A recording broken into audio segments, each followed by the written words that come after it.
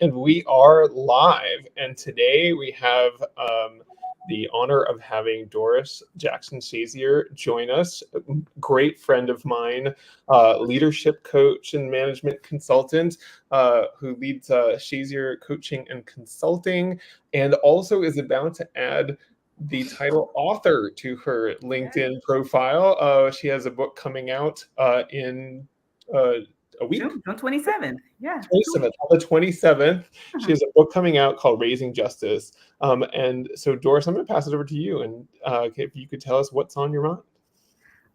Well, good afternoon, everyone. Great. First thing on my mind is I'm so excited to be here with you guys. Yay! So what's on my mind today?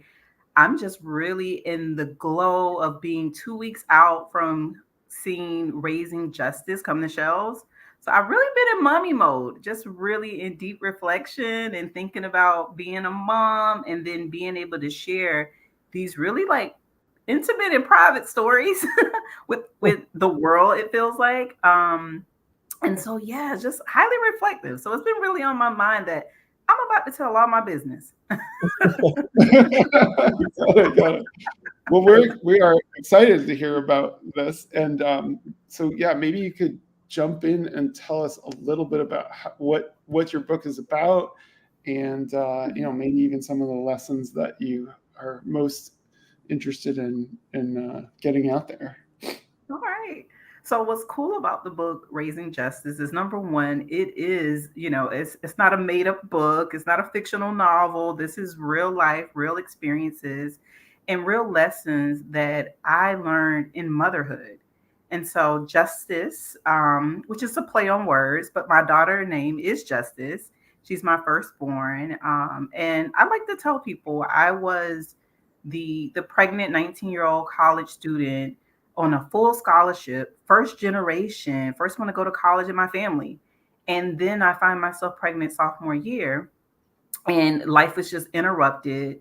All the emotions of confusion and you name it come into place because now I'm responsible for raising a child.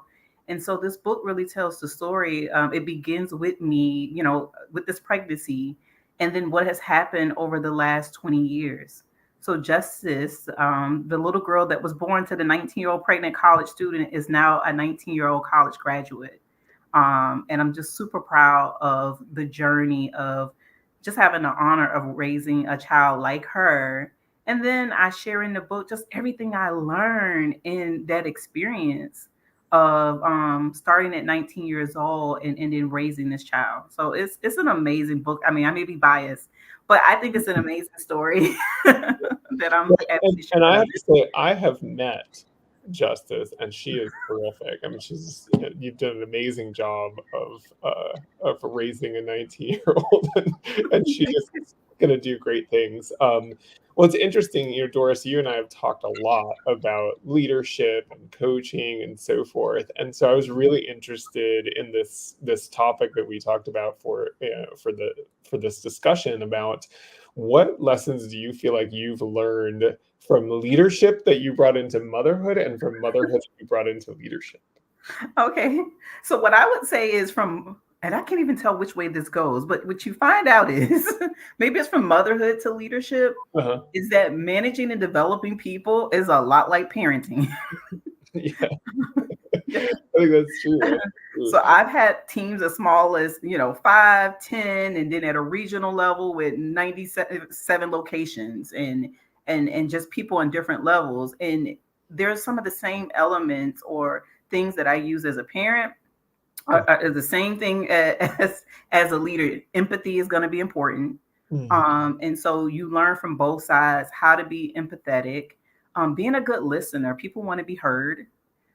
Children want to be heard also. Setting expectations, so it's like I've learned them and they're the same things. They're just in different settings. So the way I set expectations or have to set expectations for my kids and follow up and recognize and reward them is the exact same thing that I had to learn to do in order to be a good leader. Set expectations, follow up, recognize and reward them. So how do you balance that fine line of being patron, people, adults particularly, don't like to feel like they're being patronized. By the way, kids also don't like that too. And it's like, so I'm sort of saying there's a fine line between, setting expectations and that whole kind of like, oh, I feel like you're, telling me what's wrong. I mean, like, it is not an unusual thing in the business context or in the parenting context for people to just, get all defensive when you start giving them the feedback or giving them that. So how do you work from your experience, how do you work with that fine line of being patronizing versus being helpful? Well, I think what's important in that space, and for me, it's about how I built the relationship with them. If we have a good relationship and it's built on trust, then there's a better understanding of my intent. And so, have I been misunderstood before? Yes, it's happened. And we've had to go back and kind of back it up and re-clarify my intentions and my goals. But for the most part, if I've established a good relationship of trust, if they understand what my intentions are, then it makes it a lot easier to find that balance. I've had the same thing with my kids. They buck me a little bit more when they don't understand what I'm trying to do or what my intentions are.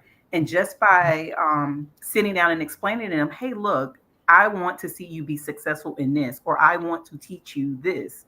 And so that's why you're having to do this task repeatedly, because I want you to become proficient in it. It's not to hurt you. It's not to harm you. This isn't even punishment. Literally, I'm training you in something. Same thing in the workforce. I had this similar experiences with some of my younger teammates. Sometimes they would literally say to me, hey, stop momming me. And I would actually say to them, well, I think you need some momming because of this, this, and that. So it's an interesting concept in that it's kind of not only we understand it as parents, but sometimes, the younger generation understands it too. And if the intent's right, it truly is perceived correctly, right? But I also want to bring up another topic. It is definitely that your story is that of perseverance, right? And that of achievement and that of thriving. And it's usually recognized and appreciated on a personal level. But when it comes to work, not necessarily so, right? So here is my question.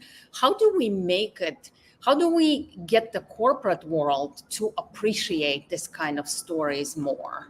How do we get our culture to say, you know what, this person is a thriver, they're a leader, they did this, and give it more credit? Question. Yeah, I'm happy you asked that question. And I'm kind of on a mission to do that. And that's why I've been working really hard to talk about the parallels between motherhood and in leadership, and really making it so clear that being a mom was my first leadership position.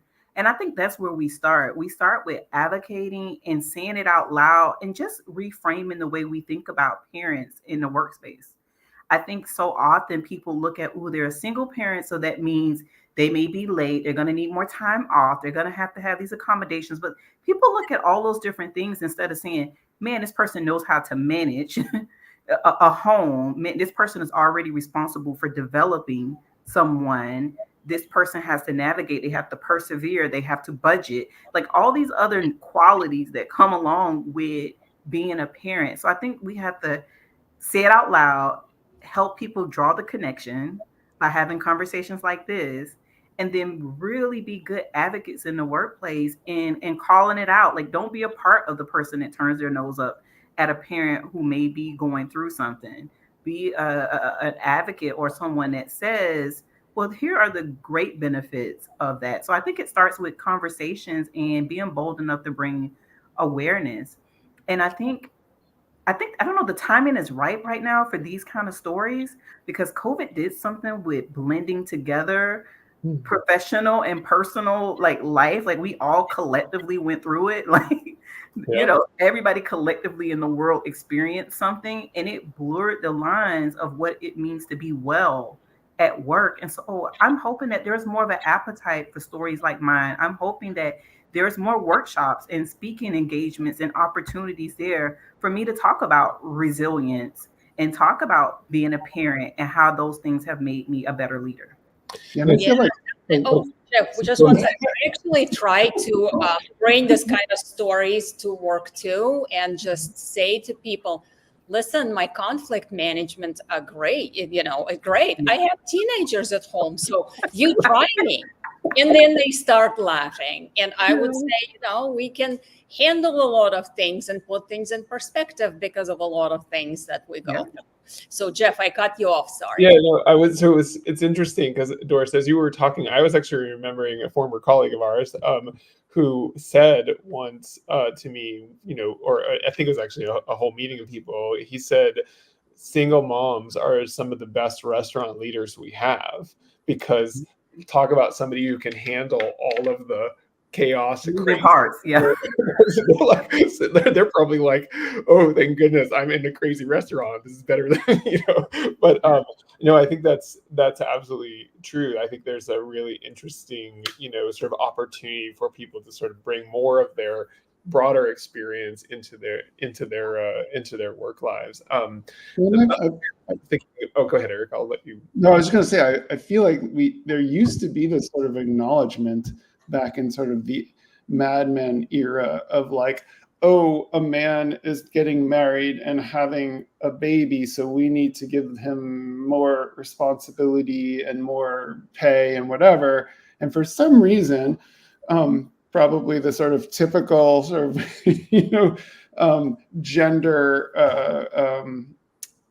inequality reasons, we've forgotten that parenting actually, as soon as it was like related to women, maybe we've forgotten that this thing is actually a phenomenon. And, it just speaks to, we have still a long, long way to go to try to make this, this system work for everybody. Yeah, it's we're again. I think we're in interesting times. I think as we're thinking about wellness, and more companies are thinking about how do I serve the whole person, right, that this is the right time to start talking about parenting. Like, it transcends race, it transcends, everything when you're a parent. So we should be able to, those that are parents, we should all be able to agree on something. And if you're not a parent, you're not a parent. So it's like we should be able to kind of be able to relate and really talk about and build some type of common respect around that. So I don't know. I think it's a good time to start opening up more conversations about it. So I'm hoping to land in more professional and business spaces. Like, I don't want this to become something that only the church wants to talk about or only women's group wants to talk about. I want companies that want to service their employees holistically to say, hey, we have Doris here who's going to talk about how to balance accountability and morale at home and at work. So let's talk about how you have a better life. I think one of the things that's changing in this regard is that despite the narrative that, Gen Z and millennials are not, they don't want to work, et cetera. But I actually think the problem is that some of us older folks just don't understand that we've gotten it wrong for so long. In other words, like, I think Gen Z and the millennials actually are right. Like, we do need work-life balance. We do need people to recognize that, you're not some kind of robotic, worker that just comes in and does everything they're supposed to all day. And that's actually not being lazy. It's actually being sort of courageous to actually say, hey, this isn't right. We don't need to be stressed out and not, sort of in alignment with the rest of our lives in order to be productive. Yeah. I also want to add that I think the companies of all sizes need to understand that leadership is not only taught by them, right? They do not have the ownership of teaching us the leadership skills, because you learn leadership, resilience, perseverance as you grow up and as you become a bigger and more aware and mature person. And a lot of it is taught by life experiences, and parenting is one of those. Yeah. Elena, you're absolutely right. And so when you think about the book Raising Justice, that's exactly what I captured. I talk about how my daughter taught me in a situation forgiveness. Yeah. She forgave in the moment. And I remember her looking me in my eyes and says, well, mommy, adults make mistakes too, because the offense was against her. And I felt like we need to be mad. Like, we're supposed to be mad and offended right now. And she had gotten over it. And she says, well, mommy, adults make mistakes too.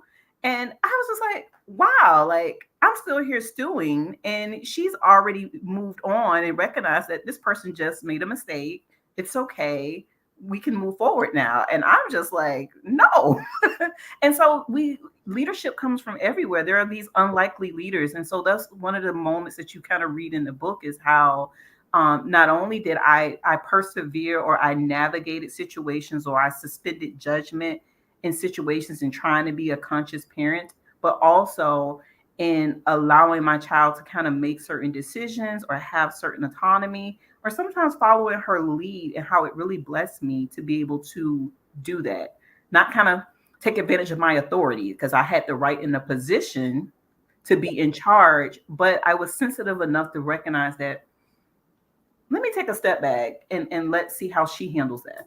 Yeah. Well, so it's funny that you say that, because I've been thinking about that a lot. And I would say that the most difficult thing, I think, for me as a parent, and probably for most people as leaders at work, is to let go and let your people try and do things, because that's how they elevate and get better, whether it's your kids learning to be adults or your direct reports learning to do things. And it's that sort of natural instinct we have to try and, I call it marionetting, like trying to manage everything. Oh, I thought you were going to say helicopter bossing. Yeah. That might be, yes, that would have been better.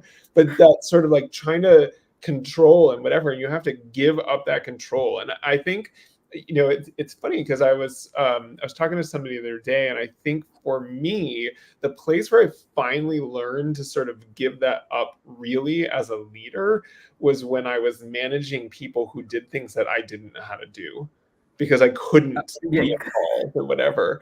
And so for me, I actually am finding as a parent that it's actually harder to give up this, desire to sort of intervene and interfere and whatever as a parent than it is as a leader and a business person. So, and I can relate. I think as far as parenting, one of the things that parents tend to do is we don't want them to fail, right? We want to protect them. Same thing with our employees. We want to protect our employees. But I'll give you an example. Think about dating. I have so many friends that say, well, when they get 18, they can date, or when they're 21, or when they're out there, when they're adults. And I'm just like, the idea of sending my child out into the world to start dating without me, or me or without me having some type of opinion or roadblocks, or to me, it's just crazy. Like I don't want them to fail at that level, right? So I'm like, no, I want my kids to date. Yeah, when they're, and then I can role model for them. I can show them, I can guide them, I can teach them. But I'm thinking about it almost like training and development, like tell, show, do, review, make adjustments. Like, but those are the type of things that parallel. So the same way I would onboard a new employee and just say, hey, this is the training, this is what you do, this is how you do it. And then as they build confidence, let them go. I use the same things in parenting. Like, no, I don't want you to just throw you out there, but let's put some things and steps in place, and then kind of allow you to learn, maybe fail, make some bad mistakes, see if your picker is good, those type of things. And then when you get out there, you got a lot more confidence. So let me be a devil's advocate here. As you are saying all of that, the children in direct reports are rolling their eyes. So how do you fight the eye roll? How do you break through to either one of them just to, convey the message that these lessons are important, and using at least some of my experience as a platform will get you farther than if you would just go ahead and start, busting your head against the wall, without. So I think, so for me, first thing I work on is self. What can I control? And I'm very big, and I'm still learning, but I'm very focused on offense. And my belief is that offense is, you decide whether you're offended. And so when they do the eye rolls and little things like that, at first it's like, oh, that's pure disrespect. I need to address it. The whole situation is going to go left because you're not going to treat me that way. And I'm a little bit more in a space of, okay, I'm going to elect whether I want to be offended or not. And so if I'm going to choose not to be offended, I'm going to ignore certain things. I'm going to allow you the freedom to display or express your discontentment with what I said, but it doesn't necessarily change what I said. But I'll allow you the space to be able to express yourself. And so I don't perceive everything as disrespect. I think of it as, okay, that's a natural reaction to something you don't like. You're entitled to do that. You can't be outwardly disrespectful, but little things, I'm not going to do that. And here's the thing. I love to persuade. I love using persuasion, influence. And at the end of the day, I'm also very comfortable with allowing others to fail. So I will advise, I will persuade, I will try and influence. But if you are determined to do it your way, I will move out of your way and let you do it.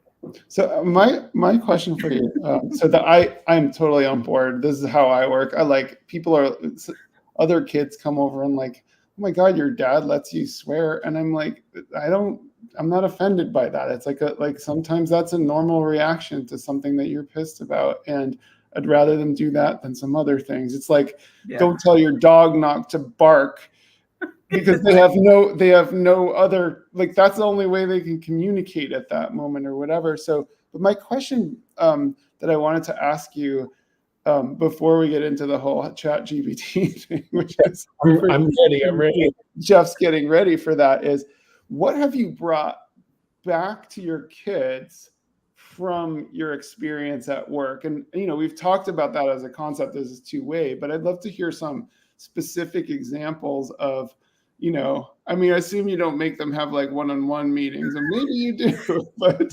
Okay. So they're very similar to one-on-ones. No, but here's what I learned in the positions that I've held is sometimes when I'm in the workforce, I'm seeing the inner child. Like you see people with arrested development. You see people who no one coached them before. I'm going to be even more specific. I can count more people than I would like to admit that I was the first person to ever tell them that I was proud of them. So I've met adults who never heard it from their parents, never heard it growing up. I am proud of you. And so in meeting adults that have reached that far in their lives and never had that connection or bond with someone to where someone that expressed that they were proud of them, that positively reinforced it, it reminded me to do that at home. I never wanted my kids to enter into a workspace and their boss is the first person that lets them know that they're proud of them. Right. But I've met more people than I would like to admit that I was the first person to actually, and I built a lot of loyalty. I've had people move states to work with me and stay under my market because of the way I positively reinforced them. Yeah. And in learning that, it's like, okay, I never want my kid to go out and not have that confidence, or it's good to have a boss like that, but I don't want it to be their first time. I want them to have had it from home. So right. I would say that's the biggest, most important thing I took from, and there's some other little structural things, but the most important thing is how I give feedback to my kids. I want them to be coachable, so I'm very direct also. Right.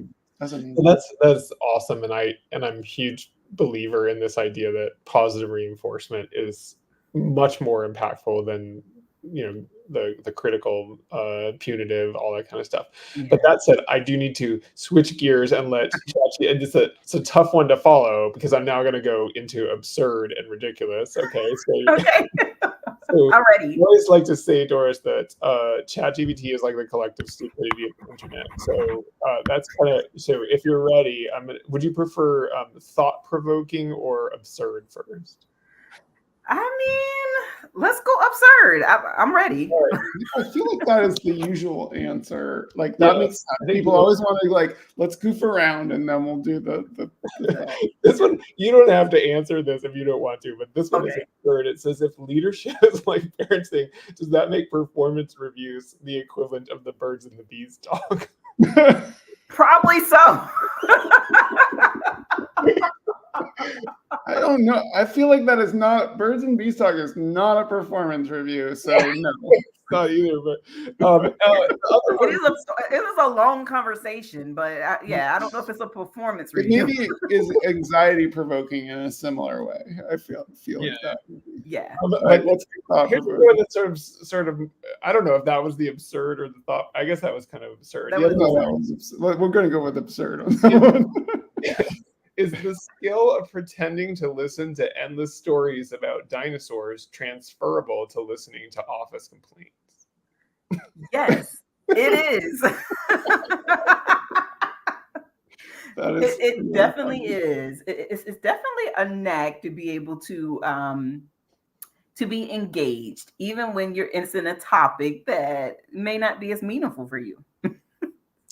So I think it is transferable. I think so too. I mean, but it's interesting also, like I have this thing that I talk about. I was just talking to a group of people this morning, this idea of when you're upset and you're complaining or whatever to your boss, that you should say before you start complaining, you should say, "Can I rant for a minute?" And the reason is because, well, first is when you start complaining to your boss or you start complaining to your parents, the thing that they do almost immediately when you're complaining is they start trying to solution, which is super annoying, right? It's like the last thing you want when you're complaining or frustrated or whatever is you do know, Jeff, that our parents may be listening to this right now. I don't know that but they're not solutioning, so they're okay. That's why they aren't allowed to talk on this. Right. But this idea of can I rant for a minute is like, I'm telling you that I'm going to complain for a minute. I'm putting a time frame around. I realize it's not exactly a minute, but at least I'm putting some sort of time bound, sort of time frame behind it to say, I'm not going to keep complaining forever. We will move on from this, but just give me a minute to get this off my chest and then don't solution for a second because I just need to vent. And I think that's really an important lesson, that I learned in my career and that I've told many employees is like when you are ranting, just rant. And when you're leading people is tell them, just tell me if that's what you're doing. If you're just are you suggesting, Jeff, we should encourage our kids also to say, let me just rant for a minute so that we don't? An interesting question. I don't know that I've ever tried that with my kids, but I don't know. So I have a child that sets boundaries with me consistently, so she will tell me. Just like, oh, I'm sorry. I didn't necessarily want you to solve that for me. I was just making you aware. Oh, okay. Okay. Let me take a step back. So let me bring up something different, but interesting, I think. There is a very strong community everywhere at work. It's called Working Moms. And that community has very strong like-mindedness in values, and it's on the same page and understands each other like this, right? Mm-hmm. Working moms. But I'm not sure if the broader leadership in the broader work community appreciates and understands the value of working moms. So my question to you, Doris, is what are your thoughts on how can we make the working moms unite and get the values and get the community really embrace what we stand for? Wow. So that's like a loaded mission there. A very, very loaded mission. I would need to really sit down and think strategy. But we may have to do another podcast on that one. I'm telling you, because I have like 8 ideas jumping around. But no, but actually, I want to make the problem a little bit harder, because let's not let either corporate, the corporate side or the dad side off the hook here. Like, these are also parents, also leaders who are making decisions about how to, allow all this to happen. So I think it needs to go. It may start with working moms because, we have in our society kind of, role model gender roles or whatever, but it shouldn't be that way. It needs to be everybody understanding what the challenges of being both a parent and a working person are, the challenges of being a boss as a, it can be anybody, of course, whether you have kids or not. You need to understand this. I think it's not, I just say, let's not let the guys off the hook here. Well, allies and advocates are going to be important. Yeah, especially to those who hold leadership positions, the CEOs of the companies, that, you need the people in the positions of influence and power to be able to understand and support. So how do we get this information in front of them? So I would challenge the HR and learning and development teams and how they're partnering with these type of BRGs and ERGs and allowing them a voice in the boardroom to talk about these concerns so that they're informed to help. It's one thing when they don't know. It's another thing when we've met with you, we've told you the concerns, we've expressed our needs, and now we're bouncing the ball in your court. So it definitely starts with information and building allies at the top so that they can make decisions and provide resources in order to really start to make an impact. Doris, we could talk to you probably all day. This is such an interesting topic. Unfortunately, we have, as promised, it has flown by. We're at almost 32 minutes at this point. And so right now, as we always do, we're going to go around and have everybody give their one thing that they want to leave the audience with. And, as always, we always start with our guests. So Doris, what's one thing you want to leave the podcast with? So we've talked about so much. So mine is going to be a little bit off of the key topic. It's one of my favorite things to tell people, and I always want them to remember, is you don't lose, you learn. And so I'm always encouraging people to adapt the mindset of you're never losing, you're just learning. And sometimes when things change, don't go our way, feel unfortunate, or feel like we just lost or we're at a disadvantage, we think that something bad has happened. And I just like to encourage everyone that you're never losing, you're learning. That's awesome. That's awesome. Well, before, Doris, I give my one thing, what is the best way for people to connect with you? All right. So best way to connect with me right now is DorisJackson-Shazier.com. Also, I'm very active on Facebook and Instagram and TikTok. Same name as the handle. So definitely look me up. But if you go to my website, it'll connect you to everything. Awesome. So I am going to say my one takeaway is I actually have been one of the fortunate few who's had a chance to get a preview of Doris's book, and it is just full of amazing lessons about parenting and leadership. And I'm just so excited for your book to come out in 2 weeks. It's called Raising Justice, and it is, I think, really great for it. It's really about that journey as a mom, but I think it's really great for anyone. And I can tell you, just as I was reading it, like these heartfelt, things that I just was, like really hit me as I was reading. So it's an incredible book, and so excited for you, and congratulations on that. And I will pass it over to Elena. Thank you. So in my case, a big learning is that sometimes that we really kind of separate and stonewall the personal versus professional, and opportunity exists to really not be afraid and make the best out of it, and literally like rise and let the personal experiences allow for professional acceleration and leadership skills to flourish. I love that. Awesome. So I have two things, actually. I know I'm only supposed to give one, but the first, I did not tell Doris I was going to do this, but this is her book, Raising Justice. And you may have to lean away from the book so that you're not being blocked by it. But We are really, I'm really excited. I've been watching as you've built,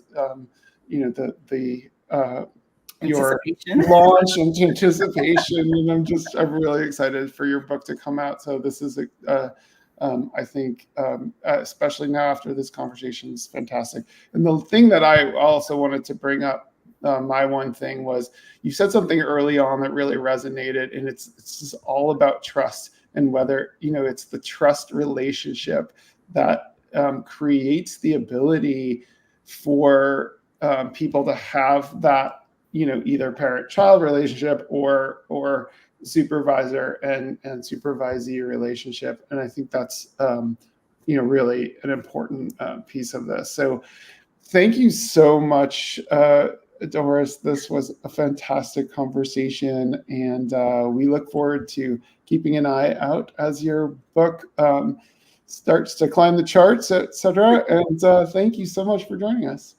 Thank you guys so much. I really appreciate the opportunity. And hey, Jeff is out next week. We can do Jeff's book too. Yes, make sure we put that out there. No, but I am excited, and I really appreciate the opportunity, and I look forward to our next conversation. Absolutely. Thank you.